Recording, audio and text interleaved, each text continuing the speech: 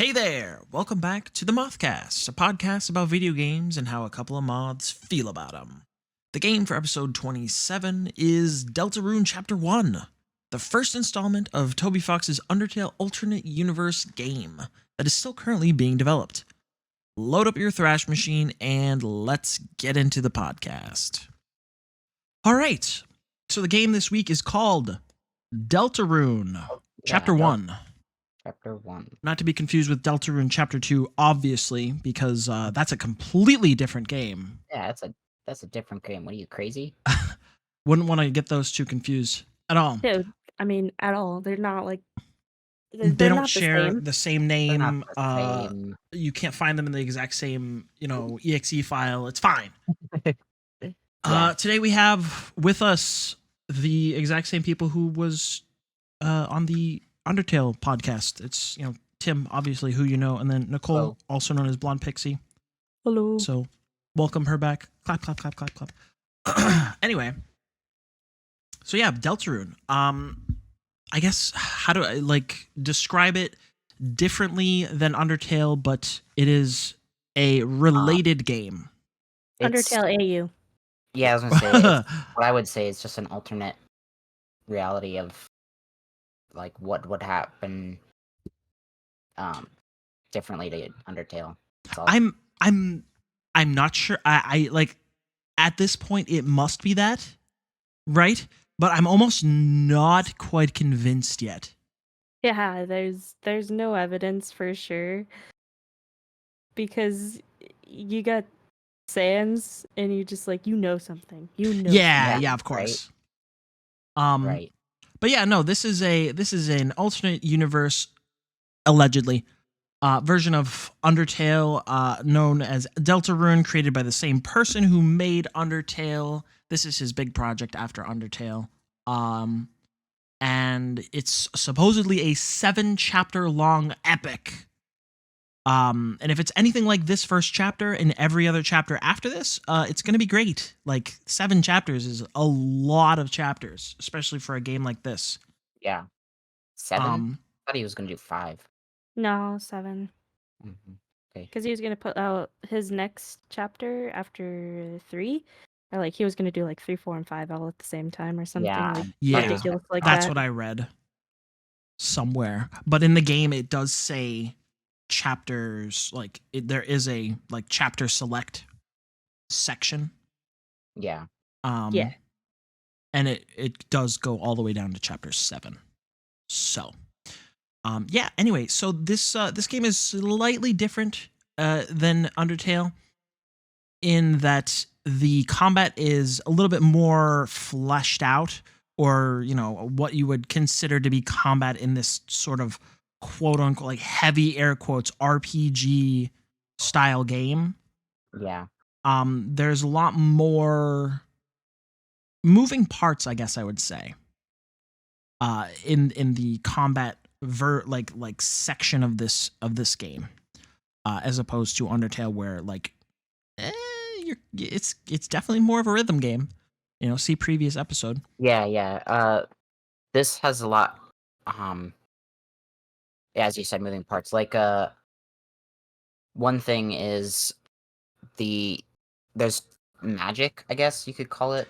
Or Yeah, I you mean, get TP, which I forget what it stands for. I don't even. It says it one time. I'm gonna look it up. tells you at the beginning. Yeah, and then I calls never. it TP. Yeah, I just from then on. it's But whatever. it's basically mana. You get TP by dodging attacks, but close to your little Tension heart. points. Aha. Yeah, tension points, because it's tense because you have to get close to the attack to get them. Yeah. But you use the TP to do special attacks, basically. Right, like magic and special attacks and whatnot. Anyway, we're not talking about gameplay right now. We're talking about let's talk about the graphics of the game very briefly before we talk about the gameplay, because we will definitely get into that. There's not a whole lot different here from Undertale. No. I would say that really. the animation is smoother. Much. Yeah. That makes sense in that there's more frames in everybody's movements. as opposed to Undertale that's very rudimentary. Mhm. To a charming degree, I would say, but still like very, very basic. It is much smoother, like in like arm movements and like attacking movements and stuff like that. There's definitely quite a bit more going on. So I think I'm as far as I know, it's made in a similar engine as the first game, or maybe like an updated version of that like dinosaur of an engine he decided to use for whatever reason. Yeah. um but it looks like he put a little bit more effort into making the sprites more fluid, which is nice because, you know, we like seeing things that make sense. Yeah. And are much smoother. Right. Like a eh, 16 pixel game as opposed to a 32 pixel game. Yeah. I Practically what would it is. compare it to something like I was watching various playthroughs of Undertale Yellow, which is a fan game, as you may or may not know. And that game has like full like RPG Maker like actual animation, Wow. just mimicking the style of Undertale. Undertale, yeah. So like all of the black and white type stuff while you're in combat, and like but they still like it looks like it's an actual game as opposed to the first game that is much more much more static. Yeah. Anyway, AKA, he got more money. yeah, no, I mean, he probably got more money. He got more experience. He probably got more Definitely more experience. expertise. Maybe a little bit more help. I mean, honestly, like there's probably Whereas, more like, people helping him. Undertale was like Toby Fox Was and like Temmie.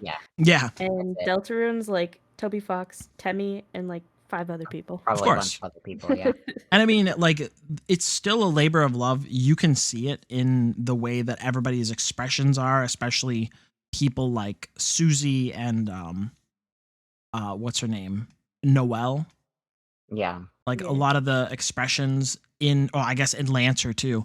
A lot of the expressions really, really have that, like, they really put a lot of effort into making the characters as lifelike as possible with the constraints that they put themselves under. But I mean, other than that, I don't that there's really not a lot to say about the graphics other than they do their job exceptionally well for how, I don't know, pixelated they are, because they are just pixel graphics. There's nothing. Dude's got a style. Yeah, no, absolutely. It's Already why established. not? He's gonna stick with it. Yeah, of course. Sorry, that small aside, we can go back to talking about the gameplay, which has definitely changed from Undertale. Undertale's, you know, had the like fight, talk, run away. item, like sort of 4 options in the menu, whereas this is like, it has all sorts of things. Like you can attack, you can defend, you can spare, you can like spare as a whole like option on the menu. You don't have to like go searching for it.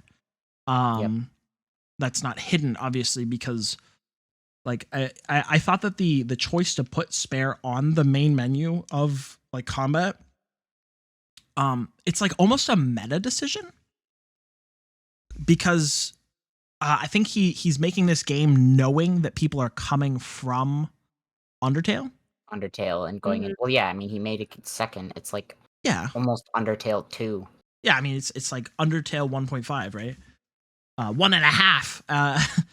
But and so like, instead of having to like requiring the player to go searching for the spare, which people might not know that exists their first time playing it, Nicole. Oopsie. And my bad. But in this game, he's like upfront with it. It's basically in the explanation of how to do combat is like, oh, by the way, yeah, you should probably spare as many, you know, people as you can, because, you know, monsters are people too. They have feelings and lives and families, and you should really think about that. And you're like, oh, yeah, I mean, you're right, but like, this was definitely like way buried under the surface in the first game, and it's just like right out in the open in the second game. Yep. Just from the ability to choose spare at the like the front menu. I thought that was But see, Here's the other the thing about thing. that Go ahead. is like it's out of in the open, yeah, but It doesn't in the work end, it always. doesn't matter. right. That's what I was. It doesn't I was always going to work talk about either. that because that's Oh yeah, and something. it doesn't always work. What do you mean? There's some Like enemies that you some can't enemies you spare. can't spare. Oh, Like even in Undertale, you couldn't just spare them right off the bat. You needed to meet a condition. right. Of course. I think all enemies in this game you can't just like click the spare button. You have to get them to a certain state. Which is, I think it's par for the course. Sometimes you have to like put them to sleep or whatever, and then Ralsei can do his little Yeah. Then he can do a little wizardy woo. and Uh, then goodbye.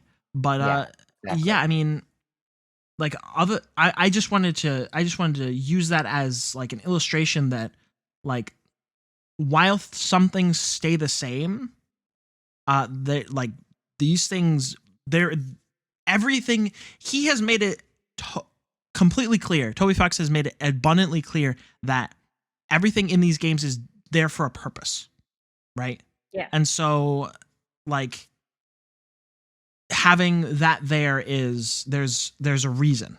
So Yeah. yeah. Yeah, there's like so far the spare not spare, it makes hardly any difference to the At the ending of the moment, game yes, at the correct. moment. But like Yeah. now Like that just makes you scared for like the future even chapters. even the Yeah. beginning, even at the beginning, like when you're creating your character, quote unquote, they're Oh like, yeah. create your character, create your vessel, and then it just like throws it away, and it's like, ha, you don't have choices in this world. Yeah. It's like, oh, okay, well fuck you, I guess. Yeah. Basically. I thought that was a pretty good touch. That kind of it gives you this intro. I guess we could talk about it. The intro where it it's like, oh, you make your vessel. It kind of throws you off because you're like, make your vessel in an Undertale game? What do you Yeah, mean? right? Like Mhm. that's so weird. And then it drags you Haha, back just to kidding. reality. Yeah. Like You not thought a this was moment a later. video game? Yeah, I not a thought this moment was a later, and is real like, RPG where you insert your character. Fuck off. yeah, you get nothing. You're playing my game. Yeah, I thought that was like a really really great like opening touch. As opposed to, you fell in a hole. All right, good luck. Here's a flower. I don't know what you mean. That's like That was a great peak opening. It game got him to where you design. needed to go. Listen, they're what did he call the little pellets? Friendship Friendliness pellets. Friendship pellets. Or Yeah, yeah, Friendliness friendliness pellets. pellets. that's right. It's fine. Don't worry about it. I don't know. There's not a whole lot other than that to say about the combat. It's definitely harder in this game. Yeah. I would. Yes. Well, okay, no, that's not even close to true. The difficulty in this game is nowhere near the levels of somebody like Sans or Undyne Yeah, in Well, true. they're the special. genocide route in the first game. Like, obviously, Obviously, they're different. but like Special circumstance. the hidden boss in this game was pretty hard. Yeah. It took me a couple of tries to beat him. The Yeah. end boss, I think, what is it, King in this game? Chaos in the King. Chaos King in the first game or in the first chapter, pretty, he was kind of a challenge. He was a little bit of a challenge. Yeah, he was. Okay. I think He I wasn't died once, super but hard, not like too many times. But yeah, he wasn't. He wasn't like stupid hard like Sans. Yeah.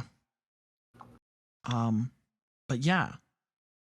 So the thing that we spoke at length about in the previous episode is music. But that is something that I don't know how much we're going to be able to talk about it here because There's a couple of tracks that go pretty hard.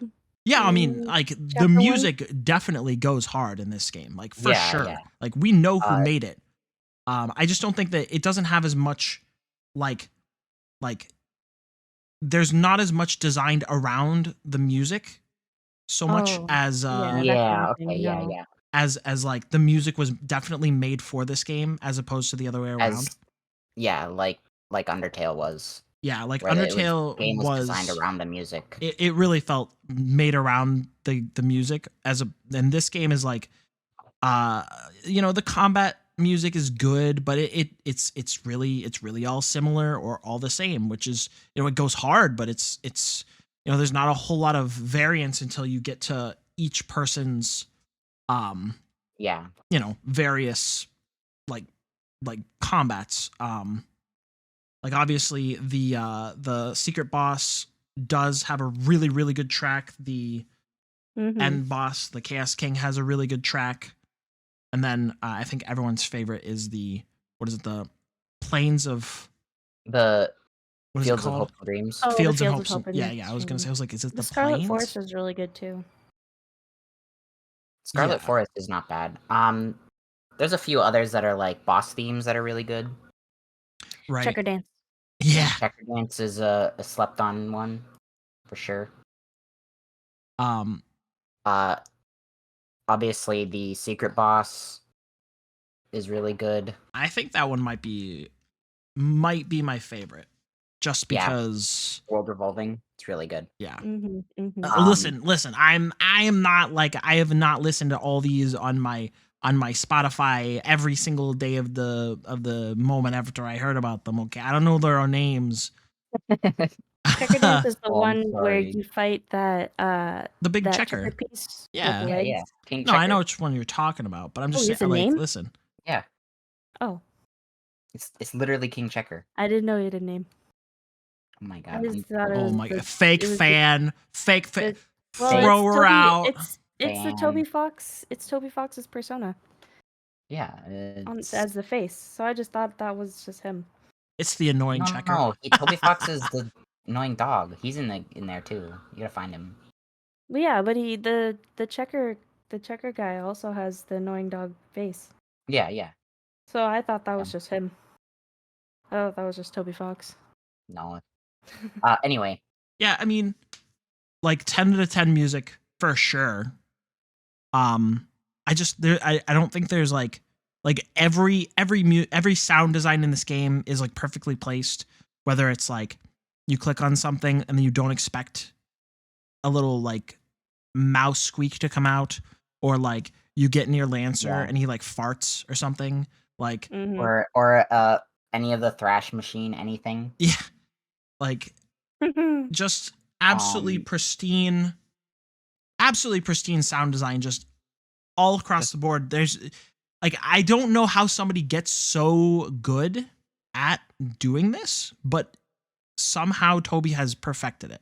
And like, I mean, he did start off as a music like creator, so I He suppose just decided to make a video game. Yeah, pretty much. He accidentally in his into game making. So the thing that I am most interested, because this game actually has one, well, I mean, obviously Undertale has one, but I mean, I think that this one is much more complex, is the story.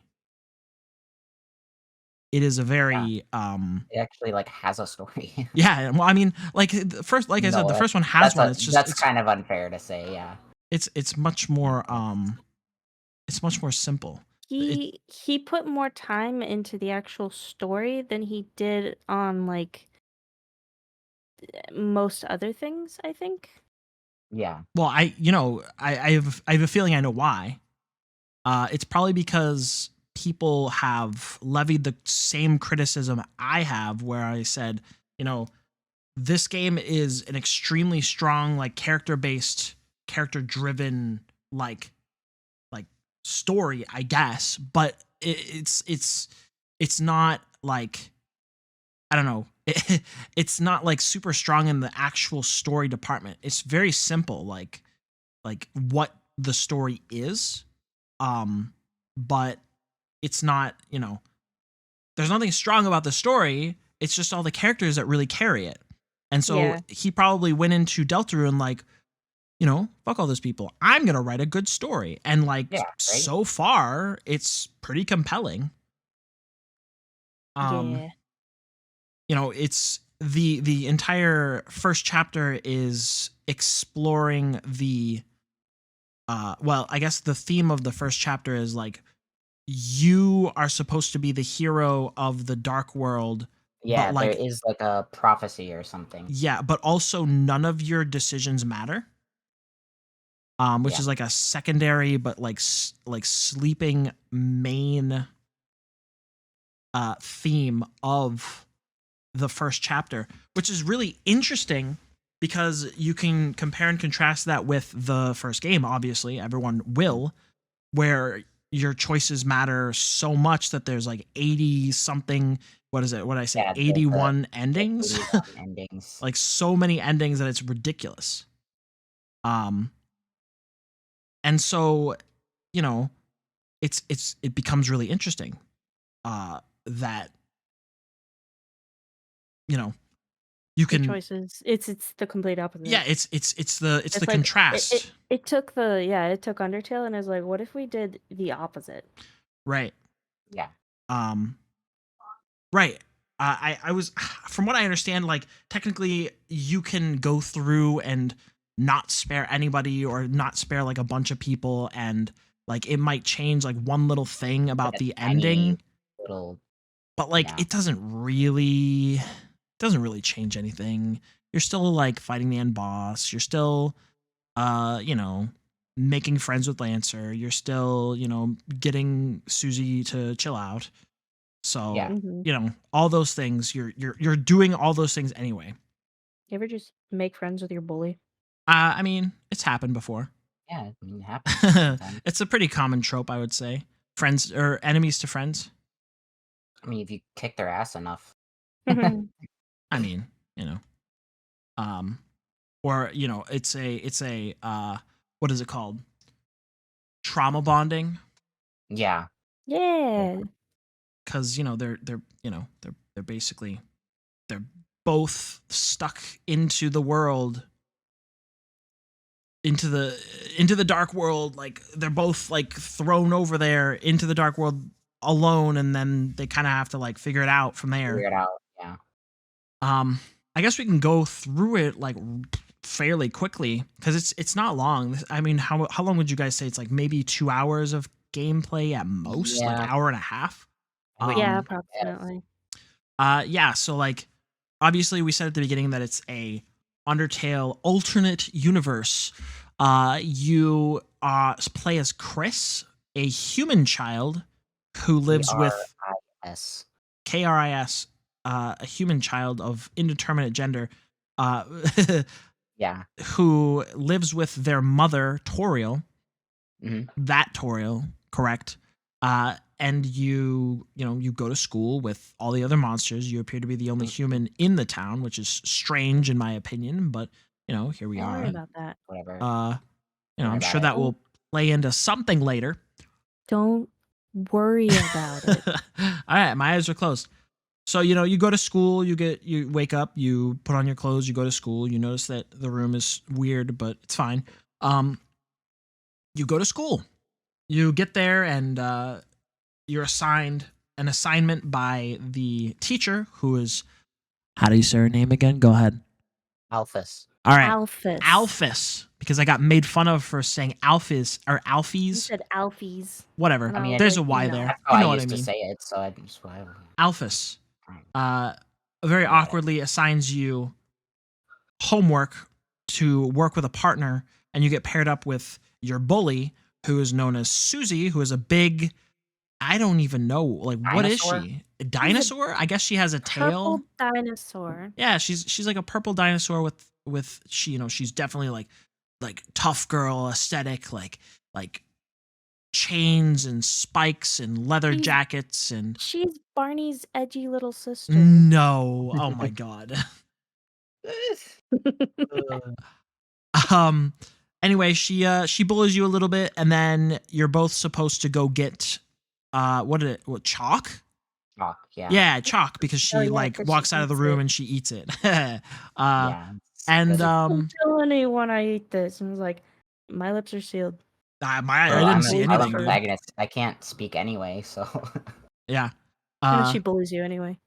And then you go to the room, the closet. the supply closet. Literally supply closet. Yeah, the supply closet to get more chalk, and then you fall into the dark world from there, because that's a thing that can happen.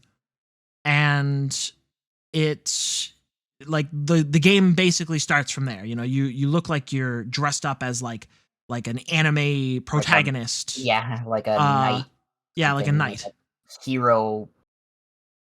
And so you're going whatever. through, and the game like sort of displays to you a couple of interesting mechanics where you have to like dodge things outside of combat, and if you get hit, it hurts your health, and you're like, oh wow, that's interesting. And then you meet back up with Susie, who has fallen in with you, obviously. Don't you meet Rousey first? No, I don't think so. I'm pretty sure you only meet Rousey at the Yeah, you meet Rousey castle. at the castle. Yeah. Okay, right. Yeah. Yeah. So you meet Susie, and she's like, you're here too. You're really slow. She like runs ahead, and you got to follow her. And you both go up into the castle. You meet Rousey, who is definitely not Asriel. Don't even imagine that is a possibility. No. He's not Asriel. He just has the outline of Asriel. He kind of like acts like how Asriel might act. Rousey has glasses. They're not yeah, the same person. totally. Yeah, no, he's definitely like Clark Kent and Superman, completely different people. Different people. What's your problem? Anyway, Rousey is like a pitch black, like shrouded character with a hat. Anyway, so Rousey is like, oh, there's this prophecy of a like two warriors from the light world coming to the dark world to help a prince save the dark world, and I'm that prince, and you are those two warriors. Are you going to take on your like mantle as heroes? And Susie's like, nah. Okay, bye. And just leaves. Nopes out of it. And then like she leaves, and then directly after that, the I guess technically the story's main antagonist for the bulk of the game shows up and attacks you. Yeah.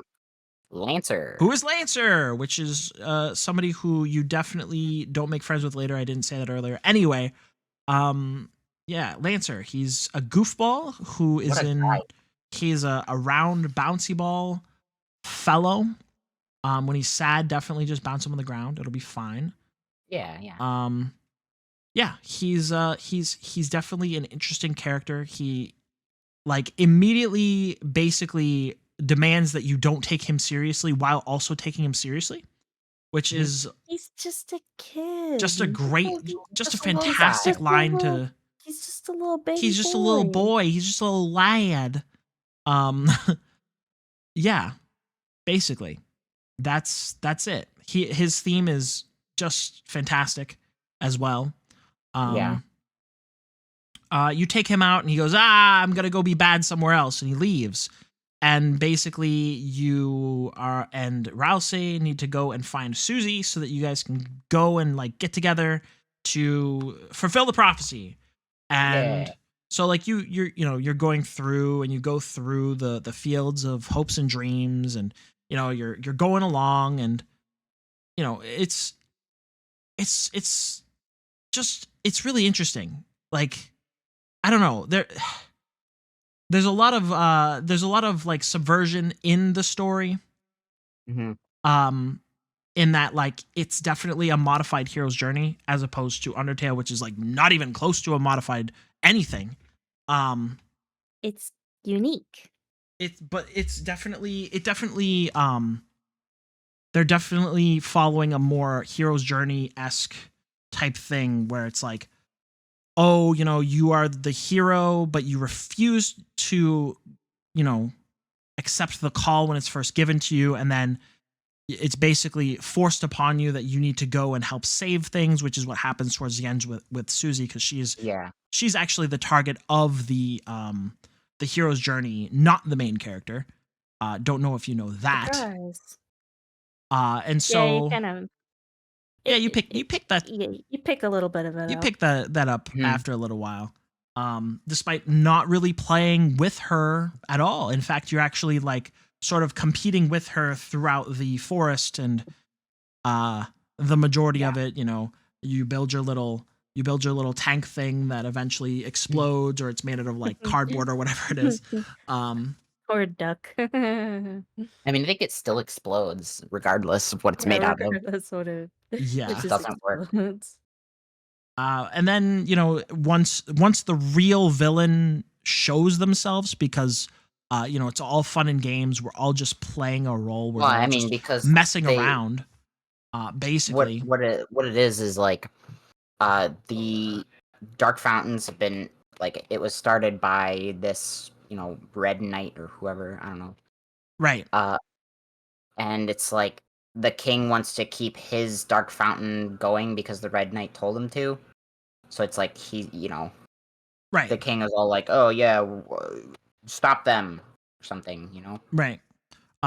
Because I guess Ralsei has his own Dark Fountain. Something Dark Fountain gives the Dark World form. Right. I guess.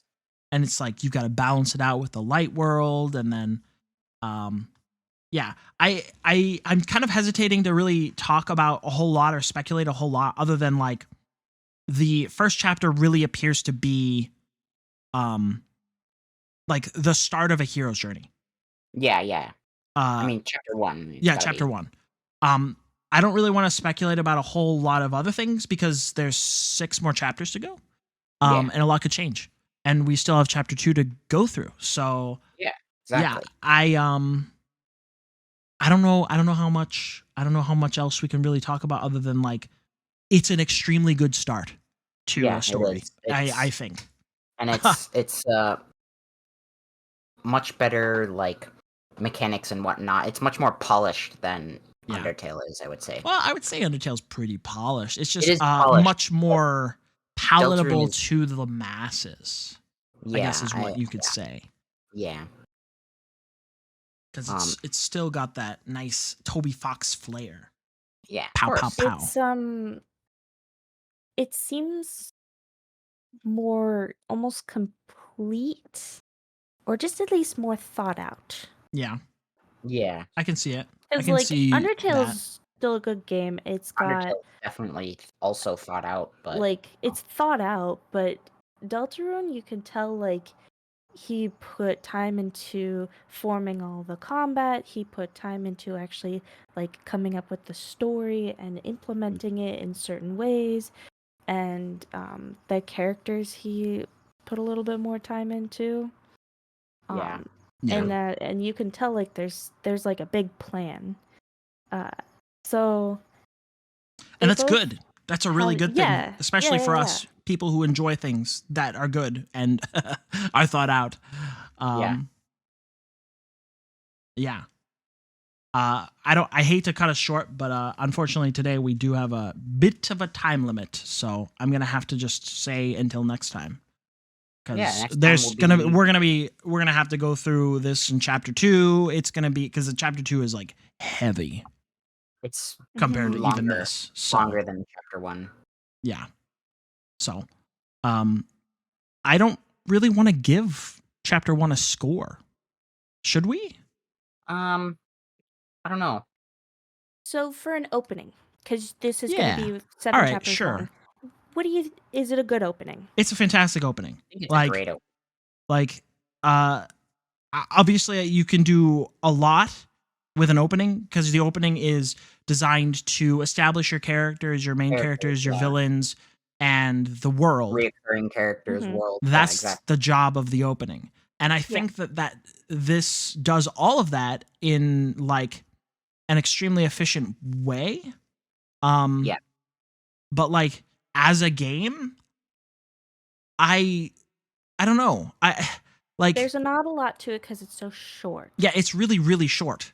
But but because it's an opening, it does really well as an opening. Yeah, it really functions as an opening really well. I think it does just fine. So I guess I can give it a 9 for that. Yeah, I don't know mean, if it's necessarily perfect, but Yeah, because we'll just have to see. definitely a 9 for the opening. As a like standalone by itself, there's not much to it. yeah. I mean, It's pretty good. It gives you like a few. It's fun. It Yeah, is fun. as someone who has played it as a standalone, I mean, it wasn't too bad. No, no. It wasn't Admittedly, too like, bad. No, I mean, when I you wouldn't play it say by 9 itself- is a bad score. Like, I'd That's say a true, 9 that's is, it's pretty close to So, perfect. pretty good. Yeah, So, like as a standalone, it would be definitely a little lacking, but yeah. Probably like 8. Well, I mean, Clearly- obviously, clearly- because it doesn't end. That's why. like clearly he sets it up for more, so Yeah. it's not going to be a standalone. So, 9's all around. Unless somebody Yeah. plays it and then doesn't play the rest, like a weirdo. Yeah, weirdo. Even though they're in the same exe file. Anyway, Exactly. like I said, we're short on time today, unfortunately. But Yeah. there will be plenty more next time, which is Yeah. going to be Deltarune Chapter 2. Chapter 2. Thank you the so much for listening, Slightly better chapter. and we will Um, see you all next time. All right. See you guys. Bye-bye. Have a Bye. good night. Goodbye. Bye.